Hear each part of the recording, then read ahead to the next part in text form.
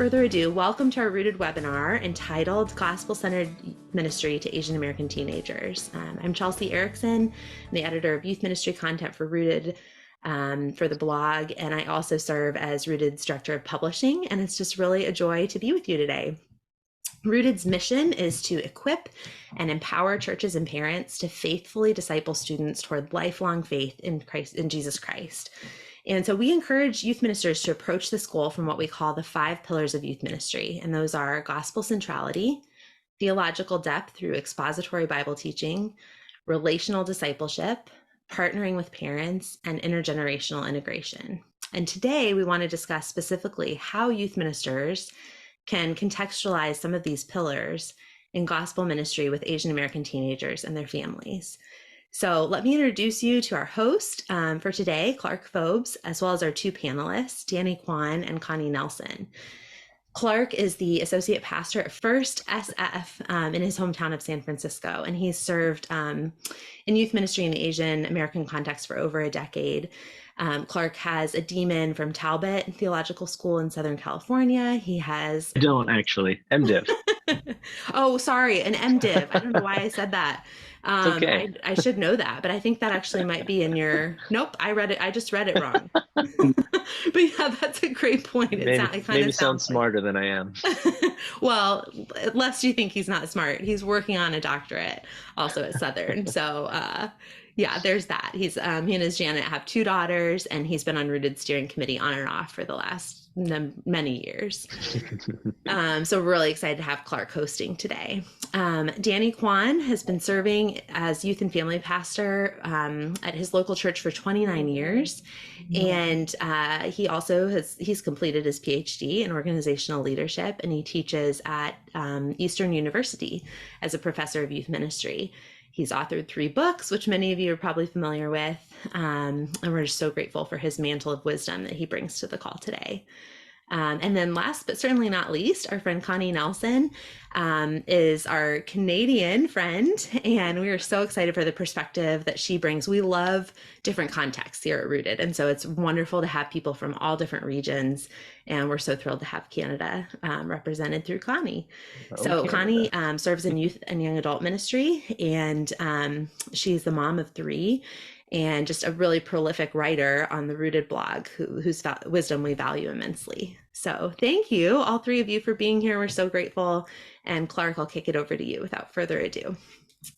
Cool. Thanks, Chelsea. Everyone, it's great to have you guys on here like this. Yeah, we used to do webinars like this like way back, I think, before we started using the actual webinar feature of Zoom.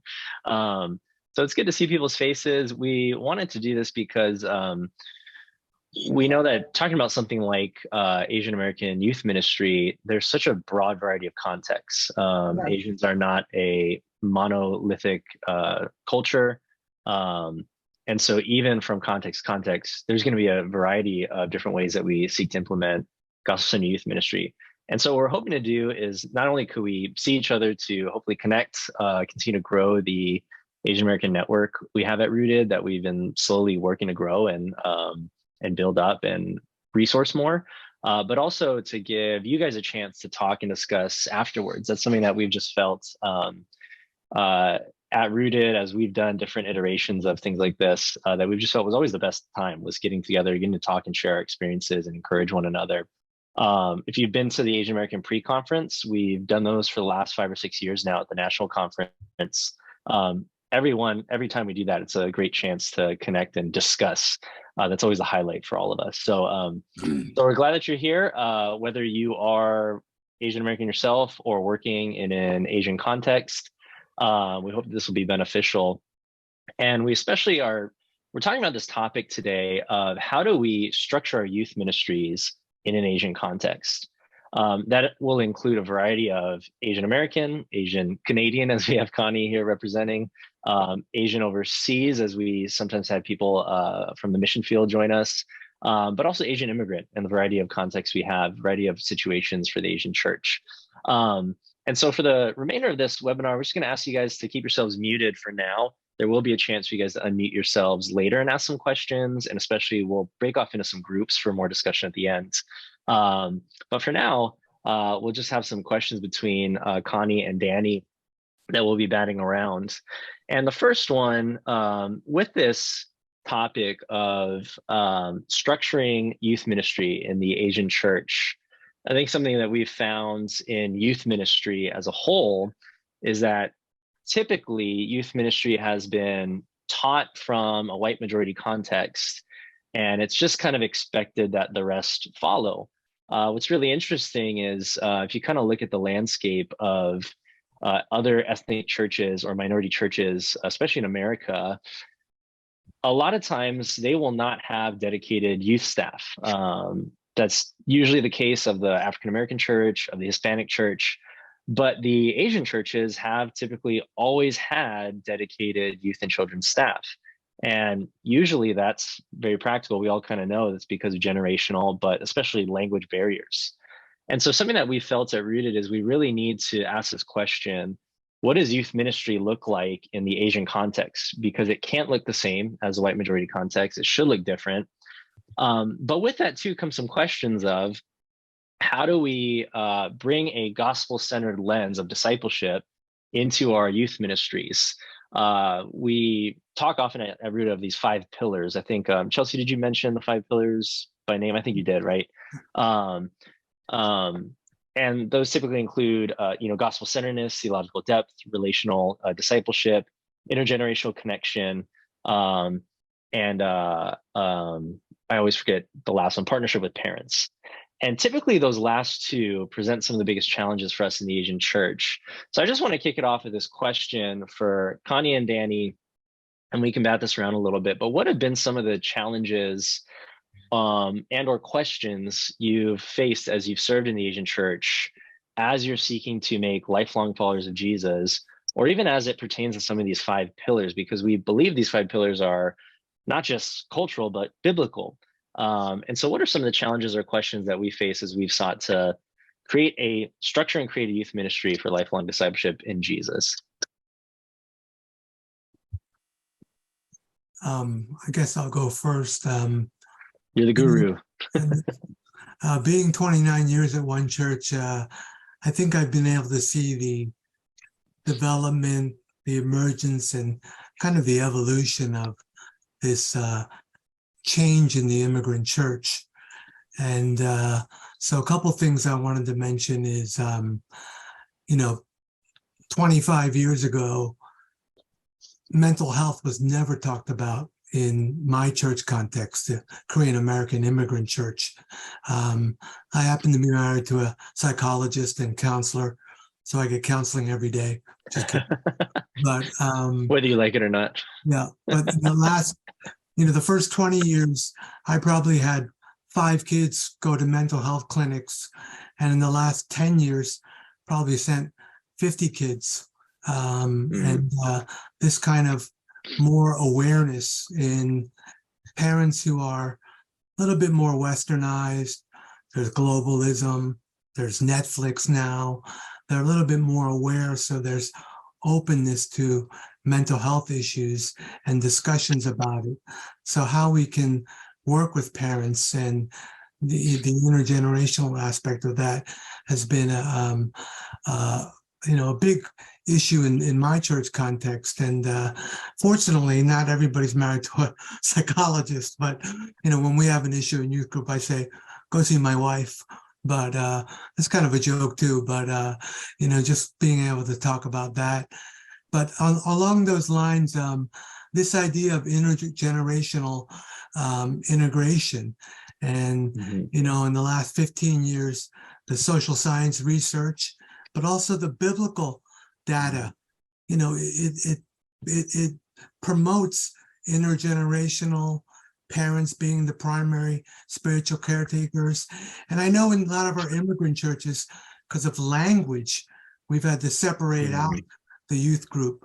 But again, because of the research, because of what the Bible teaches us, I've really thought about ways to integrate parents and students together through worship, missions, through things like college preparation and things like that. So that's been another whole area where I've been focusing on.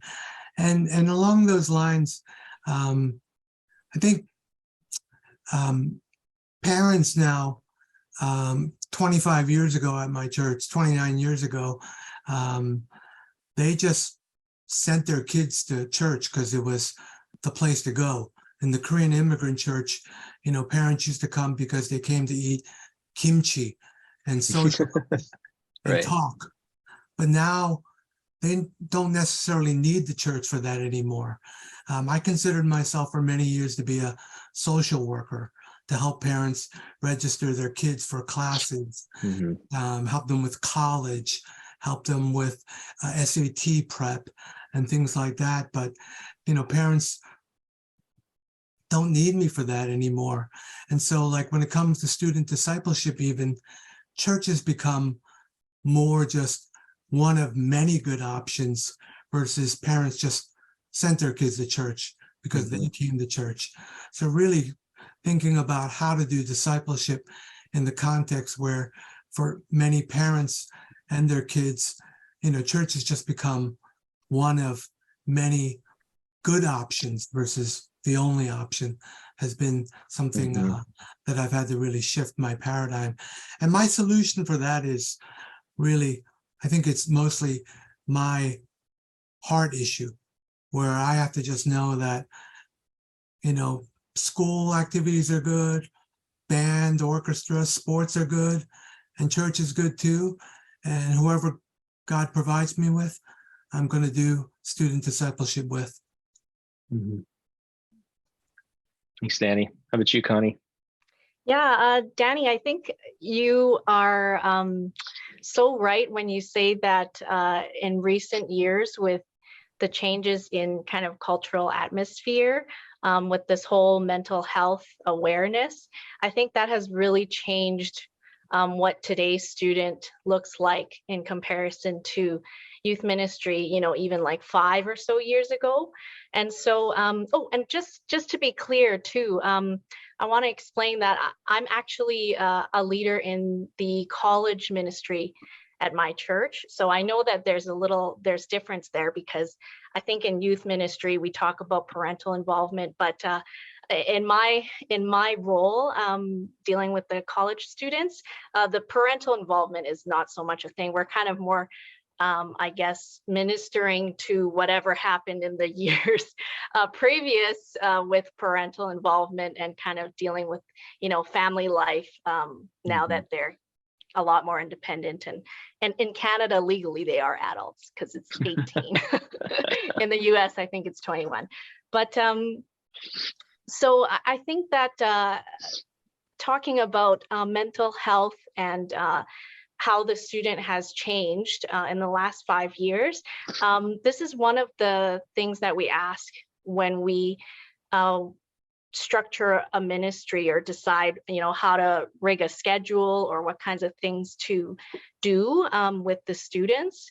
We really look at who are they in like a very as whole of a sense as possible. So we're asking, what is motivating them to come through our doors, because it's no longer their parents forcing them to come. In college, they're free to come and go as they please. So what's bringing them through the doors? What are their life struggles? Where are they at in terms of their kind of spiritual maturity, right? Like, do they know faith foundations? How are they spending their time? What is their home life like? And if they are believers, like how involved are they in the life of the church? And how does that gospel interact with all of that? And so when we look at all those things, I'll just briefly give you a little, I guess, paint a picture for you of who we are, who is in our midst at our university fellowship. So being, we're a Chinese church, and so all these young people, like, going into post-secondary is sort of like a given, right? Like you don't it's just like the natural path to not go to post-secondary would be not the norm, right? So they're all in university. Of our like 60 to 80 people, maybe only like 5 go to the technical college or something that's not the U of A. And I think that is a bit of a challenge in terms of if somebody is not going to post-secondary, then their sense of belonging or how well they connect with everyone else, that could be a factor in them just leaving altogether because they say, I don't have a place here. In terms of what is occupying their time, like they're studying like crazy, they're thinking about their programs and their careers, and of course they're young people of Gen Z, so that's an identifier to what they're dealing with, like in terms of their like life struggle, right? So mental health, like they have a lot of anxiety, there's loneliness there, and all the stuff with social media, how they interact with each other. They're kind of conscientious, so they care about like the environment, they care about social issues, all of that stuff.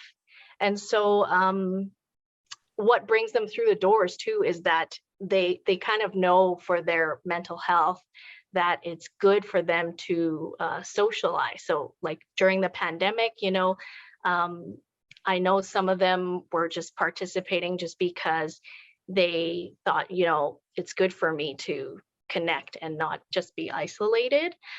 So we have just such a diverse, such a broad group of people, simply because our church is located quite close to the university. So it's very easy for the students to just invite their friends from stats class or whatever.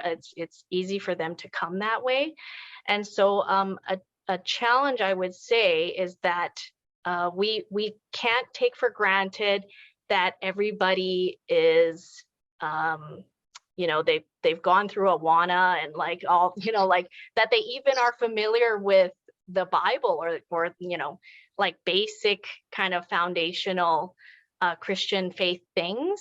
And so we've got like a bunch of people who, are pretty unchurched. And then we've got the kids who grew up in our church and have gone through, all the junior high and high school. Oh, sorry, it's middle school and high school, I think.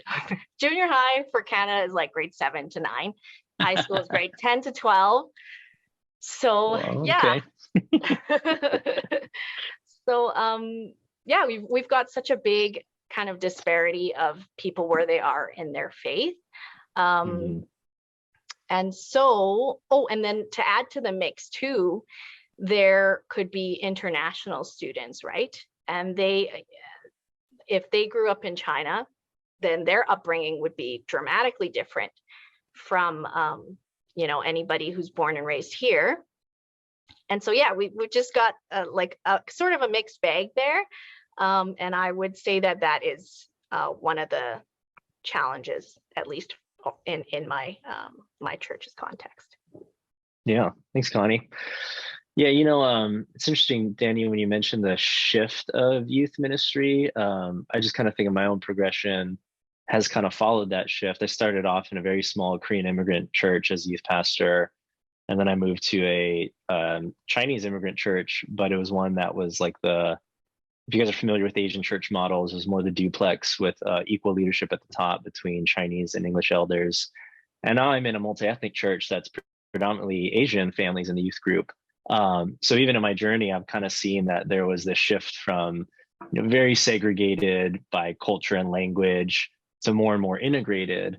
That's always posed questions of how do we integrate kids when they don't share the language of their parents. But I think something that some of us have talked about too is even in the second and third generation Asian families, they still have those divides, often because of cultural or just what they've grown up with. They're not used to mixing as much with their kids. And so I found one of the challenges, how do I get the Asian American parents in my church now to engage on a deep spiritual level with their kids when that's not something that they had. There's almost this initial learning that they have to go through that I have to help them walk through as the youth and family pastor and associate pastor. But I think another thing that's kind of interesting to think about is you mentioned, I think a lot of us, if we've been in the Asian immigrant church, we're familiar with the history the heritage we have. Where if you think about most Asian churches, they were planted like social and community centers, like you mentioned, where that's where everyone went for community, for help getting jobs, for housing, where kids went to find a community for SAT prep. If anyone's watched the Chinatown Rising documentary about SF Chinatown churches, there's this whole history of churches planted in SF Chinatown with the very purpose of helping whole life community development. And I almost feel like sometimes we maybe have lost that because we've said, well, the church is meant to focus on spiritual discipleship. That's true, but we've maybe forced ourselves, or because of the changing cultural tide, we've allowed ourselves to be more compartmentalized. So we have less of a whole life discipleship now.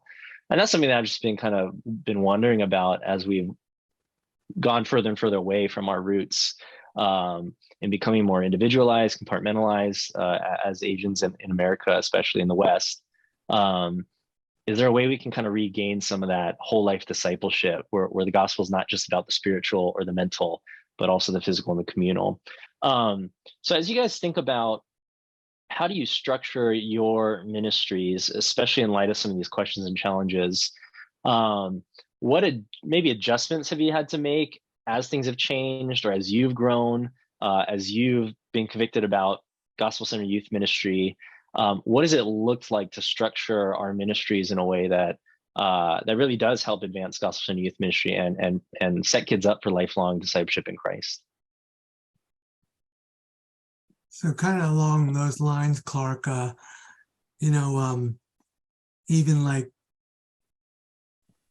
20, 30 years ago versus now, the parents speak more English, or some of them have grown up a lot of their life here. They're not necessarily immigrants, like in my church, at least, 20, 30 years ago. So language is not so much a barrier with their children, but it is, again, a good example I can put is a book by a scholar at UCLA talking about immigrant generations being entrepreneurial.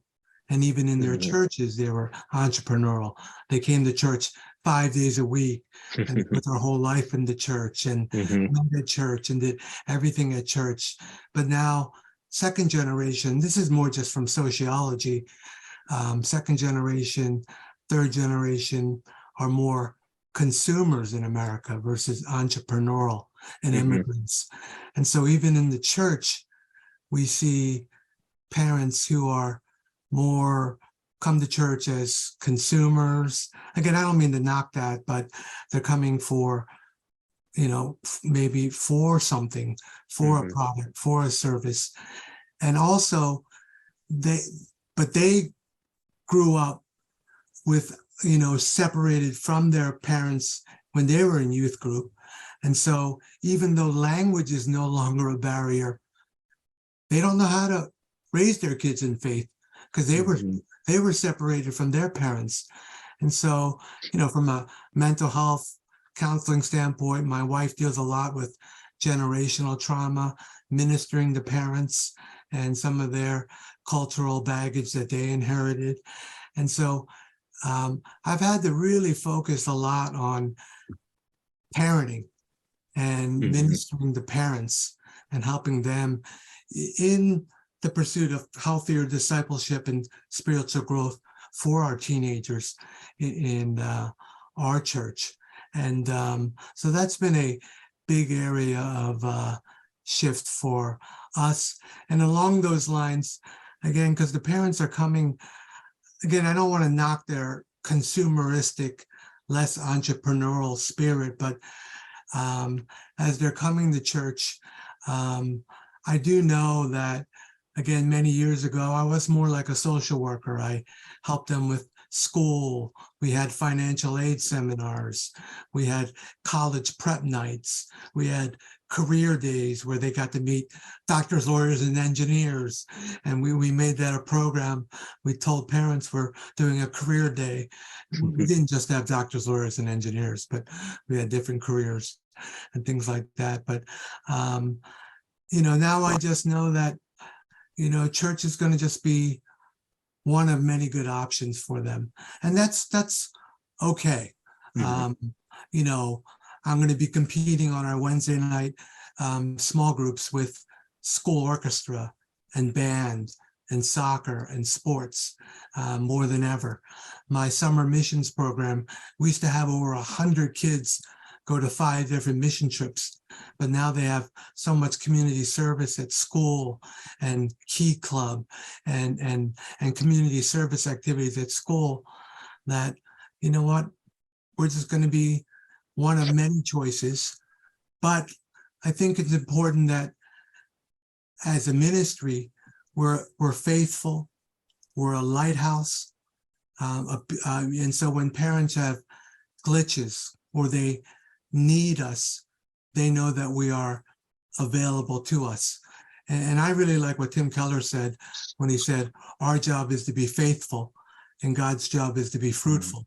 Mm-hmm. And so again, amongst all these competing,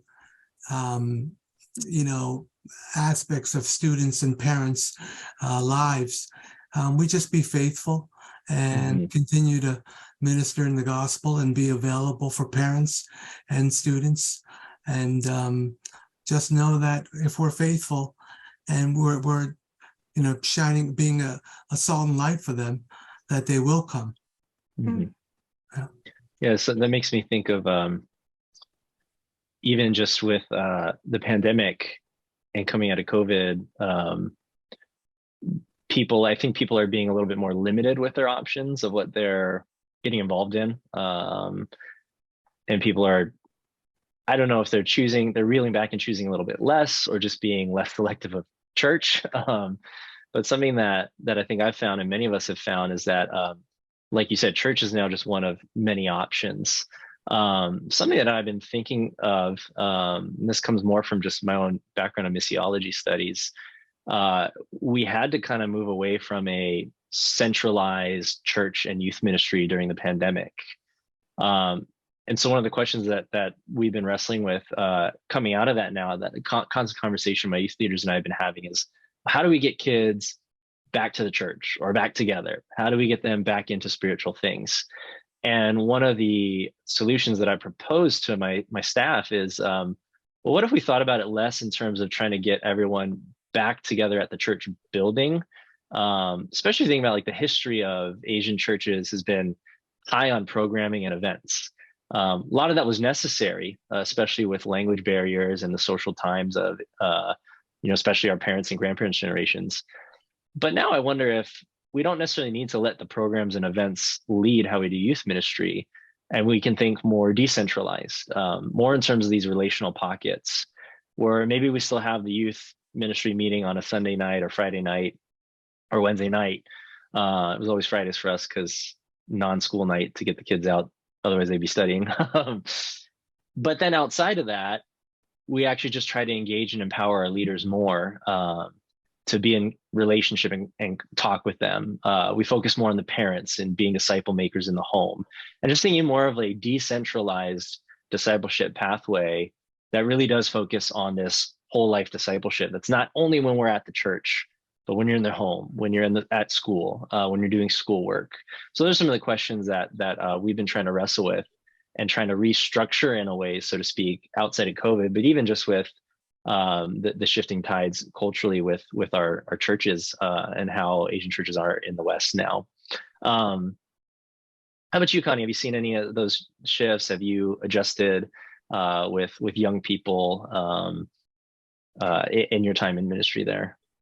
I think that it is very much a, what's the word? It's sort of a side effect, I think, of the culture to rely on or try to get the best in the different things that your kid is participating in. So, I mean, as a parent myself, like I actually empathize with that. You don't want to do a lot of like extra work when you're dropping off your child.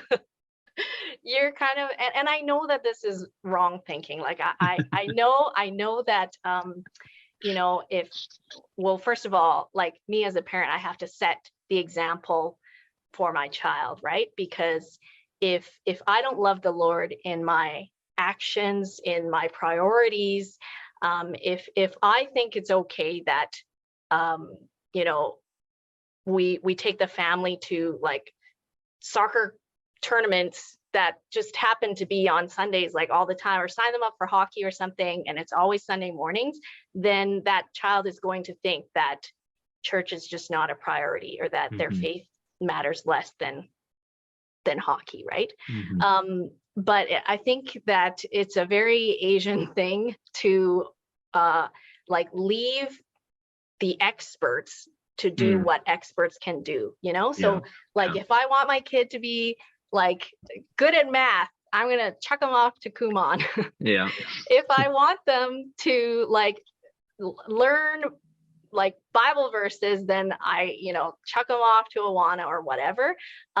This is just, I think, something that we are going to have to acknowledge, but then, you know, we just keep on saying it. Like, and I think that our pastors do a good job of preaching this from the pulpit, that, you know, like faith is going to be a lot more important than math, or, you know, those other things that we hold really close to us. But from a ministry perspective, I think that, yeah, like just take like optimizing that they're there, and that they have like given that Friday night over, and that they're in your midst, and then doing what you can to disciple them when they're there. And then of course, like setting an example yourself, and having those conversations with the parents, you know, like I think that just I think, setting that example, and then keep on reiterating it, like from the preaching level, and then slowly, I feel like generation by generation, like I feel like for my cohort, you know, the 30s to 40s crowd with the young kids, I think we are starting to change our perspective on what faithful parenting looks like. It's not just you send them there and then they grow in that way. It has everything to do with you and your influence over them while they're at home. And, you know, that's a great point, Connie. I don't want people to think I'm a mean ogre or something like that. You know, first of all, I'm not selling my book. I wrote a book a long time ago. Subtitle was Understanding Parents of Teenagers. I always say it should have been called Why I Hate Parents of Teenagers. Because, you know, for a long time, I thought, and I still think secretly on a Zoom call like this, although it's going to be on YouTube, that I think kids sometimes are getting secularized, not when they leave high school and go to college, but in their homes during high school. Right. From the example of, you know, whatever they're getting at home and from their parents and things like that. And so one of my shifts has really been to be the parents of youth and families, and to really be a youth pastor, but also who on Sundays I go around and say hi to parents. I offer, I visit 7 to 10 students a week at sports and after school and at their homes, but I also offer visiting parents at their home, meeting them during their day, ministering to them, offering parenting seminars, and even things like the financial aid seminar, which is a big hit because doing financial aid is like doing hieroglyphics and things like that. And so really this love and compassion, as Connie said, to care for parents, minister to the parents, and still offer discipleship and prayer meetings and equipping them to raise their kids, social media seminars, how to deal with their stress and anxiety seminars and things like that has been a huge shift in doing immigrant church ministry, because a lot of these parents, again, whether they're immigrants from Korea or they've grown up here part of their lives, their kids have always been separate in church. And like Connie said, they've delegated their ministry to us when really we know they are the primary spiritual caretakers. And so we have to help them. They need help. And like Connie said, I have my youth pastors meeting every Wednesday, 6:30 to 7:30. And then I have youth group at 8. Half the weeks I'm like, do I have to drive home and pick up my kid? And I'm the youth pastor. I'm like, do I have to go home and bring my kid to youth group? And so it's not easy being a parent. And so, I really promote this idea of understanding, serving, and caring for parents. I know this is not a seminar on parenting, but that's one of the big shifts I've had to make in immigrant youth ministry. And I think that's something that outside of even the Asian church, a lot of youth ministry contexts are probably seeing the need to really focus on parent discipleship. Well, just for the sake of time, just one more question, maybe in just a minute or two. We as much as we talk about the challenges of youth ministry in the Asian context, especially the immigrant context, if you've been in that for a long time, I know I used to just commiserate with a lot of my other immigrant Asian church youth pastor friends. But something that I think we want to remember is that, the West is not the idealized church. White American churches are not the golden standard of youth ministry. Every culture is made in the image of God. Every culture has fallen aspects, and yet every culture brings something to the table to shed light on the beauty of God in creation and the beauty of the gospel. And so what I've been trying to learn to do is acknowledge some of that good in my own Asian heritage, being half Korean, but also in the heritage of the church I'm working in. And so what are some of the blessings you've seen in your cultural context that you can celebrate, that maybe make discipleship for your students easier in some ways, or maybe just shed more beauty on who God is and the gospel? I can speak a bit to that. I think that at our church, and just to give a bit of background, when I say church, I mean like the English congregation, because we kind of all, there's this different congregations that speak different languages, but we all exist under one roof thing. So it's, somebody who comes and is invited by their friend, very likely, and they end up staying, they won't even know the names of the Mandarin pastors or whoever else. So when I say church and I'm talking about intergenerational integration, I'm specifically talking about within English. So I feel like because English is, by now, we're kind of second and third generation Chinese or Canadian. The sameness works really well to our advantage in terms of intergenerational integration, because we really do connect and commune so well together, because we very easily understand, what the young person is going through. And, even the 45 or the 50-year-old has a lot of wisdom, has a lot to offer, even, the 18-year-old.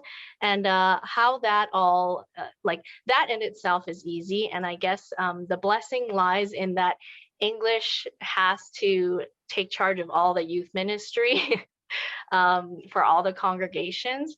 And so that means we need a lot of hands to the plow.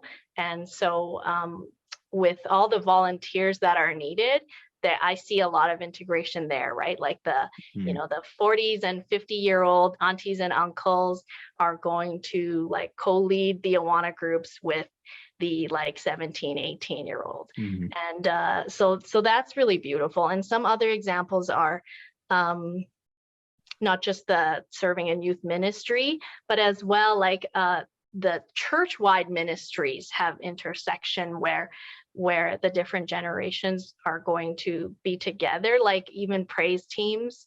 We have, you know, sometimes praise teams, I think, like you see either a lot of young people or, you know, young people don't want to get involved at all because they don't like that style of music or whatever. But I think that's a good area where you're serving together, and there's the intergenerational there. And then one thing that we did that I really enjoyed was we actually had some older men and women come into the college group to speak on like faith and Christian living as panelists, and they spoke on questions that the group themselves had made up. And so we kind of were able to allow them to make some connections there. And I think that even just for young people to see, hey, like these people in their 40s and 50s, like these moms and dads, they actually take an interest in us, like they actually want to be around us. I think that's really just a beginner good awareness level. So that they'll want to say, yeah, I do want to serve in these other ministries where they can strengthen those connections. They'll want to go into like small groups or Sunday school or, you know, join the women's groups, which are intergenerational, just because they see it there. It's kind of like advertising. So yeah, that's something that has been a blessing to us. Cool. How about you, Danny? You know, the beauty of that, again, I'm not a Kim Keller worshiper, but that idea of being faithful and God being fruitful, and then kind of in line with, you know, in the Korean American, probably in a lot of Asian American churches, that Confucian ethic of hierarchy and respect and the expert, and, you know, even the pastor in that role. I think leveraging that and just being faithful, being a salt and light for the parents, knowing that our ministry loves them, communicating them through newsletters, and in Korean culture, kakao talk, if you know what kakao is, it's the most annoying thing ever. It's this messaging service that always beeps during worship. And but I think with that, with them trusting us and knowing that we are there for them. We had a family, the older two kids got into Harvard and the younger kid was getting C's. Then the parents will come to us. You know, we had a parent, kids was having some depression, anxiety issues. They knew youth ministry, they're a faithful group, and, you know, good ministry. And when they had a mental health issue, they came to us. When someone needed help with registering their kids at the local high school, they came to us. And so I think leveraging that, being faithful versus letting God be fruitful, and that Confucian kind of relational aspect, I think it's a real beauty of our Asian culture. And I still believe that parents and kids will come to us when they do have a need, and it can become a great avenue to develop and grow in a long-term gospel relationship and gospel discipleship, kind of a means to an end, as long as we're just faithful to our ministry and loving them and caring for them. And then my wife calls it when they have a glitch. Their third child doesn't get into Harvard. A glitch. Their third child starts to have anxiety. Then they will come to us as the expert. Yeah, I think something with it that I've seen is just the communal nature of Asian culture, especially compared to more individualistic Western cultures. I'm not in the Asian church anymore. I'm in a multi-ethnic church. And, this is not to say anything bad about my church. I love my church. If anyone watches this after, I love you guys. But something that my wife and I miss, we really miss, especially from, our roots in the Korean church, is just how together and connected the Asian church is and was for us. We often talk about like the picture of the church in the New Testament is the church as a family. I think that's a much harder thing for Western individualistic churches to strive for, where family for them might be, yeah, we get together once a month for our community group, and that's like family. But, for Asian churches, it really was like a family where we were interwoven in our lives. It was easy to just go over to the pastor's house because his door was always open to people wanting to come over any day of the week, anytime. Just a level of interrelated relatedness and connectedness with relationships, interdependency, the level of open doors of hospitality, I just felt are so strong in the Asian church. And that's a really beautiful picture of how the gospel draws people together in community. Something I've just kind of seen is whenever we talk about the horizontal aspects of the gospel, how it's not just about God reconciling us to himself, but then altering how we interact with people around us, both reconciling us to others, but also bringing the peace and light of the gospel to those around us. I just think that's something that our Asian culture and Asian churches are set up to do, maybe a little bit further ahead, but even just it's a strength for Asian churches. And so that's something we honestly miss sometimes, and it's something I think is worthy of being celebrated and enjoying for those of us that are still in the Asian church. Well, thank you guys for that and these questions. I want to give some time. If there are any listener questions, you can type them in the chat. You can unmute yourself. Or maybe if you just kind of want to share some other struggles or challenges you're facing, or how you're kind of thinking about your own context and how you want to make disciples, gospel-centered disciples of youth in your context. We want to open up a brief time for that now. We got a hand raise. Yeah, that's me. Oh, cool. Jared. Yeah, go for it. Can you hear me? Yes, we can. Thanks for chiming in. Sure. Just for a bit of background, I live in Huntsville, Alabama, northern Alabama. And in our community right now, we've seen a large influx of Japanese people coming to work at a joint Mazda-Toyota plant that was built in a nearby community. And I can speak for myself personally, and then also just I think for churches in this region, which are predominantly white, at least the ones that I have experience with, but missional activity has probably been the greatest thing that I've seen personally to encourage growth for the youth and really the church as a whole. I think something that I've seen in the churches I've grown up in, and it sounded like this echoes across in different ways, perhaps, but it's similar, that there are just a lot of folks consuming teaching, consuming the activities and events that churches put on, but in terms of leading, or I guess the way that it was said in this perspectives class I took a year or so ago about global mission, just you're blessed to be a blessing. And taking all these skills and passions that you have and finding a way to use them for God's glory and to reach out to others and to share his truth. And I think, like I said, something that has been really impactful is that as people here locally have begun to live missionally, even right where they are, they don't have to necessarily go overseas or anything, but just reaching out to internationals, students, and so forth, that sets a great model to the youth and encourages the youth because they can see what's important to folks that are from maybe a couple generations older than them. That Christian living isn't just going and consuming, say, a Sunday service and then going back to your life. It's really, your heart, and it dictates everything that you do. Cool. Thanks, Jared. Anyone else want to share a question, or if you want to just kind of share what's going on in your ministry, we can just kind of stay together for sake of time.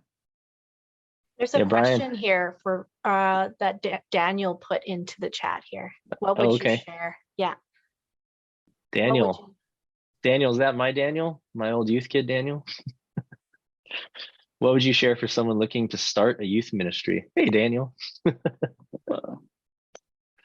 Oh, unless Brian wanted to go first. But yeah, I guess that was my question. It's like, what would you guys kind of share then to someone starting youth ministry? Because at least in the church that I'm currently at, there is no youth ministry. But obviously with young kids, it's something in the future that will have to be addressed. I think that you can take a look at what resources you have too, because we've been in that position. Like I've been to Asian churches where there is no youth ministry because there's just not enough oversight to go around, and I think that it's a good idea to evaluate what resources you have. So if it's yourself and at least some help and support from a pastor, but then really being clear about who can do the administration, who can join you in the planning and the coordinating, and then kind of trying to be looking into the future and planning out and dividing the resources right at the beginning, I think really helps, because I've been in the situation where you just say, okay, let's do this, and who's in, and then you kind of stack on things as they come, and you're more reactive rather than you plan it out beforehand. And that's like a case of not evaluating resources first. So I'd say start with that. But yeah, this is just my very unprofessional opinion.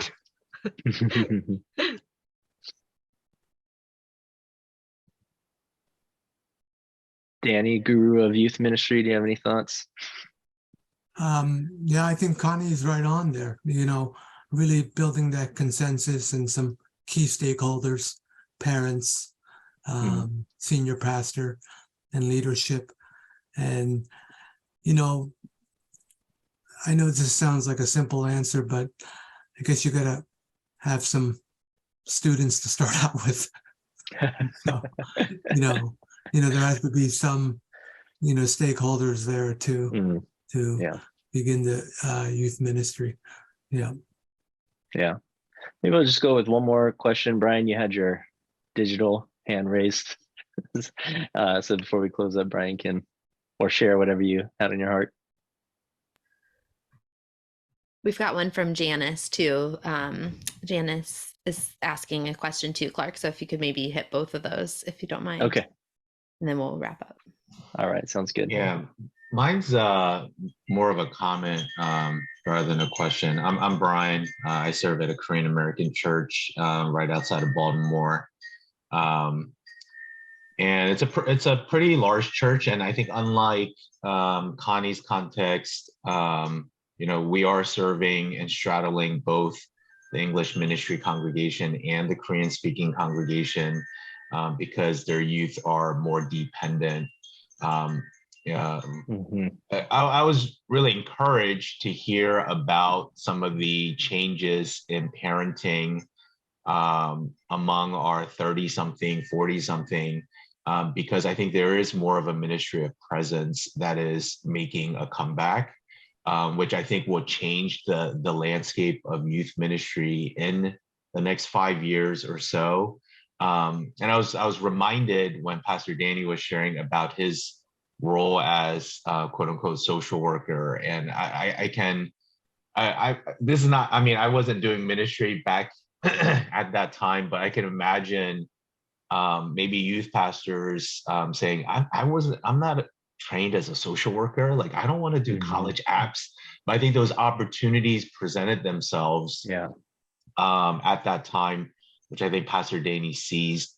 I think the big question for me is like trying to find what are those opportunities right now in this present moment, because I think just a lot of people are grasping for things and not sure whether there's traction or not. I think there is something more tangible, maybe in the next few years, but also reminds me that as youth ministry is constantly evolving, there's this thought in my mind that like a healthy youth ministry, it kind of roots itself in a healthy adult ministry. And I just, at least for the Korean American context, I wonder to a certain extent how adult ministry has been evolving.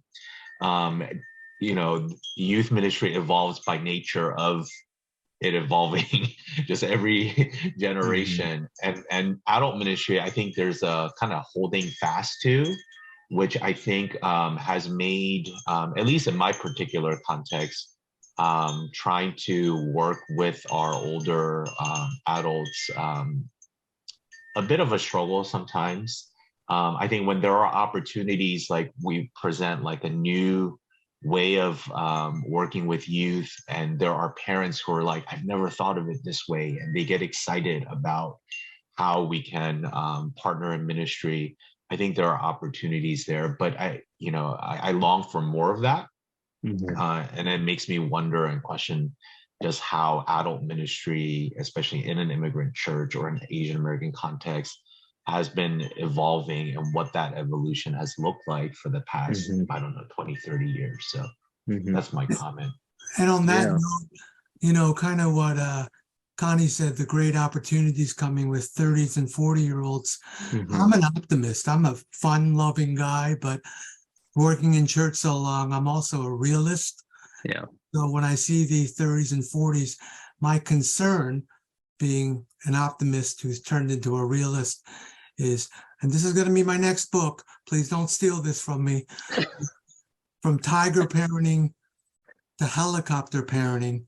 And for Asians, I'm calling it now the combination telecopter, the tiger helicopter combination, where they want to be more involved, but are they moving toward helicopter, tiger, helicopter parenting?